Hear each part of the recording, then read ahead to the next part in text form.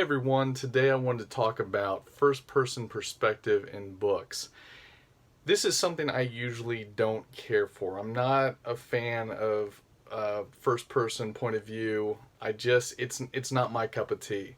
However, I just finished reading a book by Lee Child, a Jack Reacher book called The Affair, in which the book is first person. And I actually think a lot of his books are first person, which is kind of weird because the very first book I read of Lee Child's in the Jack Reacher series was third person. So that's how I kind of got introduced into the series, and then the next book I read was first person.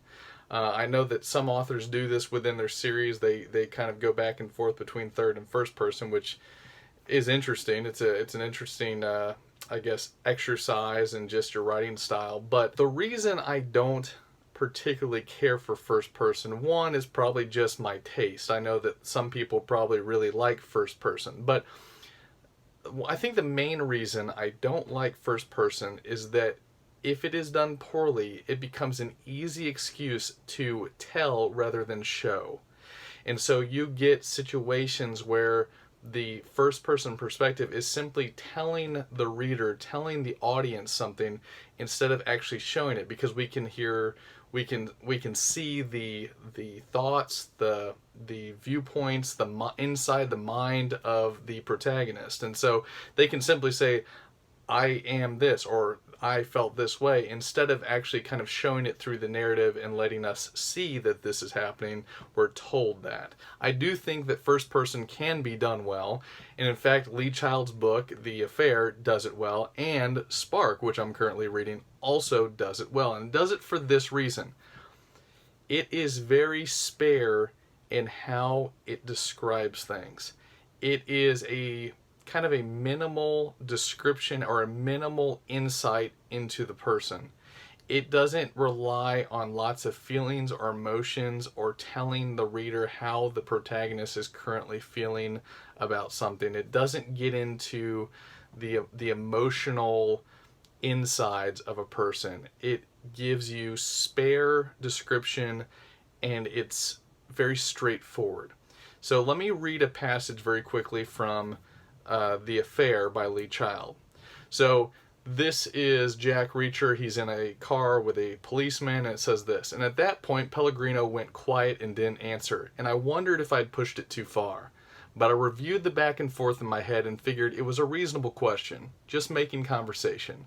Guy says he's real busy but mentions only a red car. Another guy's entitled to ask for more, right? Especially while riding through the dusk in a companionable fashion. So I actually thought that passage was an excellent way to use first person. You saw a glimpse into what he was thinking, but it didn't go overboard. It wasn't just telling you a bunch of exposition or telling you how the character felt. It was very spare in how it described it. Now, the reason I don't care for first person is kind of shown in this next passage from a book that a lot of people have read from a very well-known author. And let me just read it for you real quick and look at the difference between the two. And obviously I picked extreme, I might have picked extreme versions, but watch how first person, when it's done poorly. I threw down a quick bowl of cereal and some orange juice from the carton. I felt excited to get to school, and that scared me. If I was being honest with myself, I knew I was eager to get to school because I would see Edward Cullen. I was suspicious of him. Why would he lie about his eyes? I shouldn't be at all anxious to see him today. You might have guessed that's from the book Twilight. And obviously a massive success. Stephenie Meyer wrote Twilight, and it's told from the perspective of the protagonist, Bella. And a lot of YA or young adult or books from the perspective of teens, a lot of them are told in first person. And I understand that, because especially for adolescents, the idea of not understanding what's going on in their life, trying to figure out their identity, there's a lot of inner turmoil. And so I get the reasoning for the first person point of view perspective in the books. However, you also can run into situations like this, where you have Bella telling the reader, saying, I felt excited to get to school, and that scared me. If I was being honest with myself, I knew I was eager to see Edward, but I was suspicious of him. I shouldn't be at all anxious. You get several different descriptions of the emotions of how she's feeling, but we're just told she's feeling them. We don't really see them. And again, this can be done sparingly, and it's okay, and it's not a big deal, but when the majority of a book is this way, then I think that there is some cheating by the author in which they don't have to necessarily prove or earn or show that something is taking place or that an emotion is being felt. They can just tell the reader. So, you could be reading the book, you could be listening to the book, and you haven't seen any evidence of this emotion, but you're just told it's there.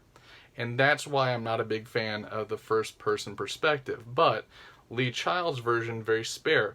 The other book that I'm reading is called Spark, and it actually is a guy who has Cotard syndrome who thinks he's dead. And so the way he talks or the way he interacts with the world is very stilted. He doesn't understand emotions. He doesn't get emotional and social cues. And so he's not giving these crazy descriptions of people or his interactions. He's simply stating this is how things are. And so you're seeing things for what they are and they're objective, and it works that way. So that's my take on first person perspective. Until next time, my name is Mark Taylor, and as always, keep reading and you're more valuable than you could ever imagine.